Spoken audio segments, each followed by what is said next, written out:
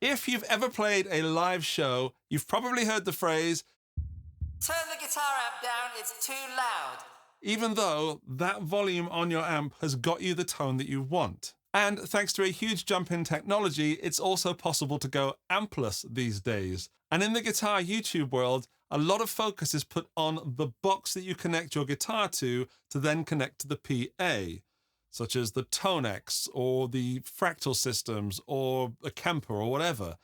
But not a lot of focus is placed on the PA itself. So, Thomann sent me out an EV Evolve 50 to put to the test and see if this is the PA system you should be putting your guitar through. The Evolve 50 comes in 2 boxes, so there were 2 separate parcels delivered to the house. William the cat was not included, but wants to be part of the action, of course.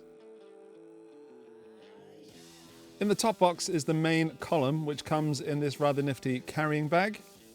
And then in the other box is the sub with a power cable, instructions, and the sub.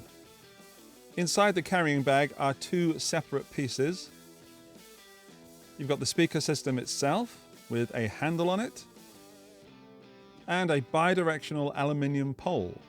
The Evolve 50 is a relatively low weight and compact, there's the other piece there, PA system which is based around a Class D 1000 watt amplifier. And this thing is super loud. It's got an SPL rating of 127 decibels. That's loud. But is it any good for guitar? Because I'm still very skeptical about going straight to PA. So, in this video, I've put it to the test. I've got 3 different situations. The first where I'm playing along with a backing track that I've streamed to this via Bluetooth. The second where I'm just playing electric guitar and having some fun. And the third where I'm singing and playing acoustic guitar. I did say it was lightweight, but it is starting to make my leg go numb now. So let's hear some electric guitar and backing track.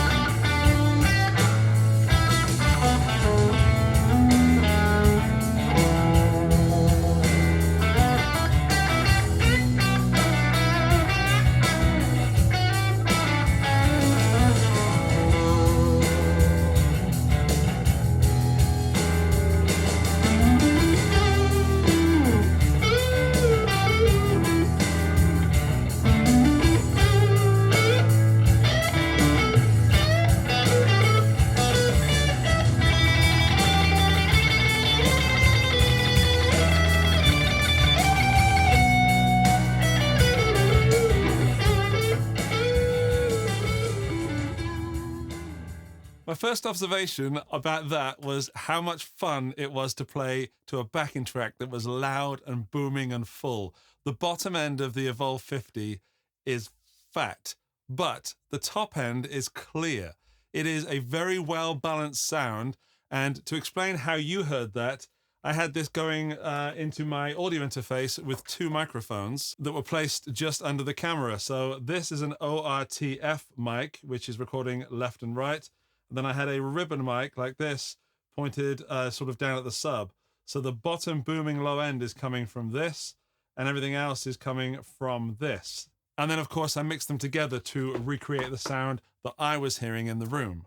Speaking of room, this studio is far too small to demo a PA in. So I played it in the spare room and was able to crank it a bit more without going completely nuts.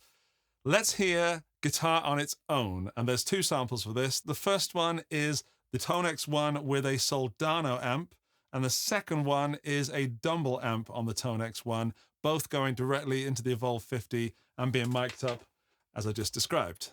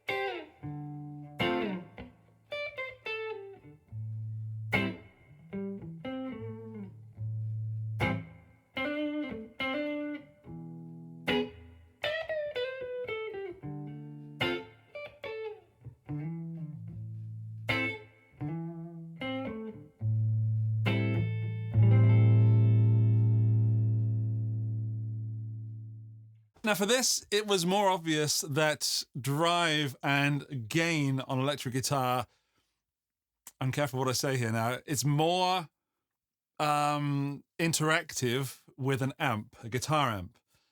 However, if you're playing in a band situation, most of the time that's not going to be heard, but you are going to feel it as a player, I believe.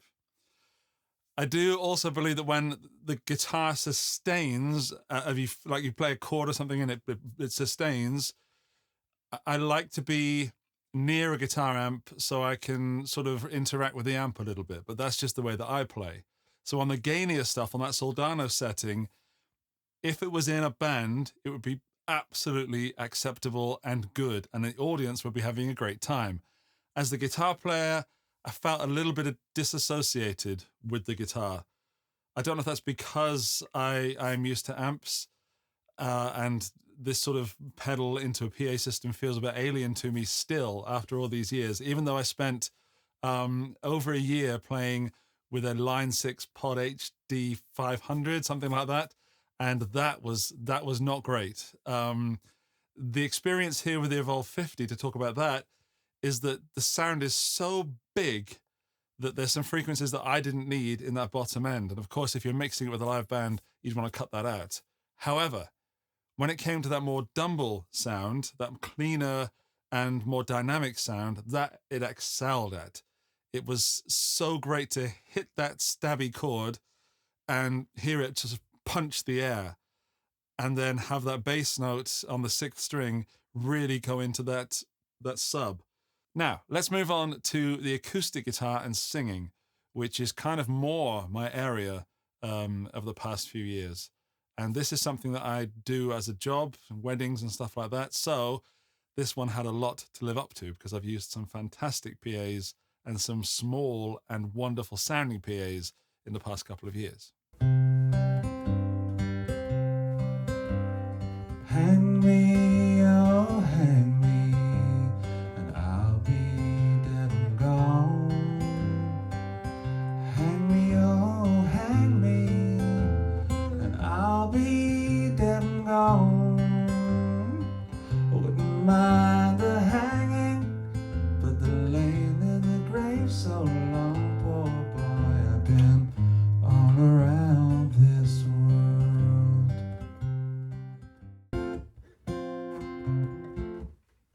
When the night has come and the land is gone and the moon is the only light we'll see,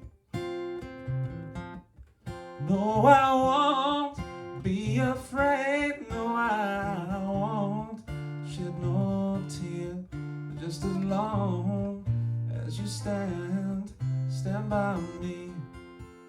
So darling, darling, stand by me. Oh, stand by me. Oh, stand now. Stand by me.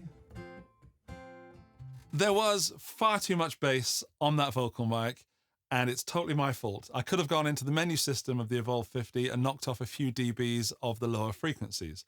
I didn't, because I was focused more on the guitar sound, and in my defense, I'd just been playing a really loud electric guitar through it, and my ears weren't where they should be for judging sounds. But the point is, the room mics captured what I was hearing in the room, and it does sound like that if you set it up like that. Also, if you sing really close to the mic, like I do. However, what I was missing dearly were effects. I really needed a compressor for the vocals and the guitar, and I needed reverb, some sort of space for both the vocals and the guitar.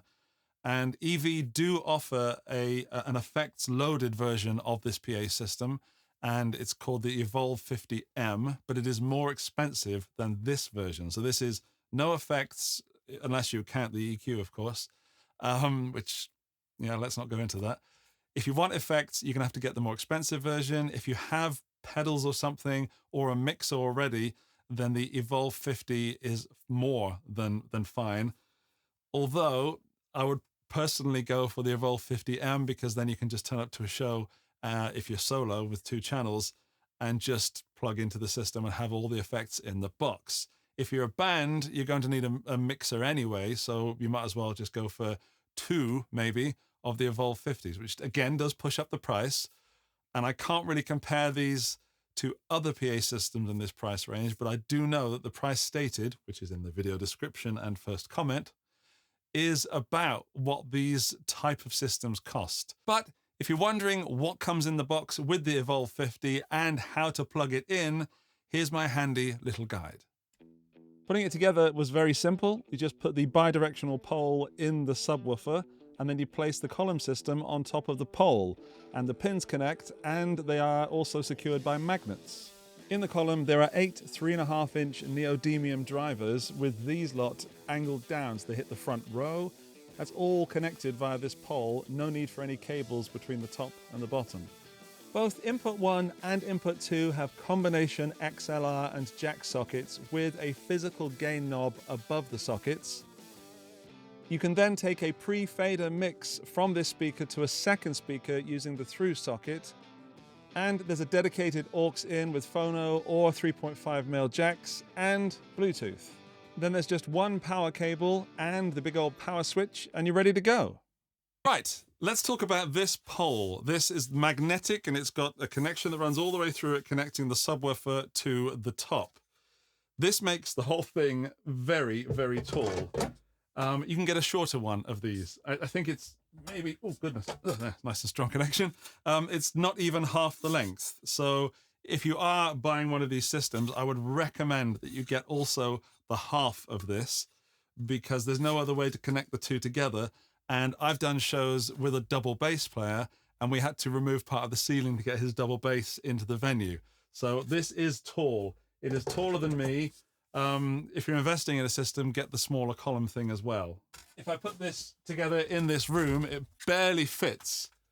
Come on, there we go. So it does fit, but barely, and it's not on camera. I have to mention how stable it is, because it doesn't really go anywhere. And I've used several of these column connecting things where you get a really wobbly top piece, and that doesn't do it.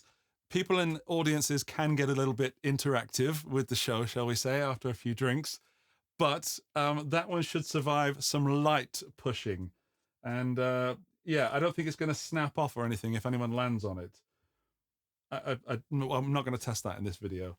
I did test the handles and the weight, and I think it's a fair weight. I wouldn't want to carry it very far, but if you just need to move it, the handles do a great job. They're placed well, it's balanced well for carrying. But make sure you unplug it before moving the sub, because it does tend to over-topple when you move it. So put the sub in the place you want it before you start building it up. I also love that it goes up in seconds, and you don't have to get a cable out of the bag. I think that's as a guy that's come into venues and needed to be very quick at setting up, just the fact that that takes seconds rather than 5 minutes or 3 minutes is a bonus. It also unpacks really quickly. So when you want to get out of a show really quickly, do that, stick it in the bag, and get someone else to carry the sub, and you're gone. Guitar on your back, mic and everything in a rucksack, done. Right, I want to say thank you to Thomann for sending this out for review. There are links to the Thomann website in the video description and first comment if you want to purchase one of these or anything else they stock. And YouTube thinks that you need to watch that video next. So if you're staying here, go and click that and see what happens. I'll see you in the next one. Bye-bye!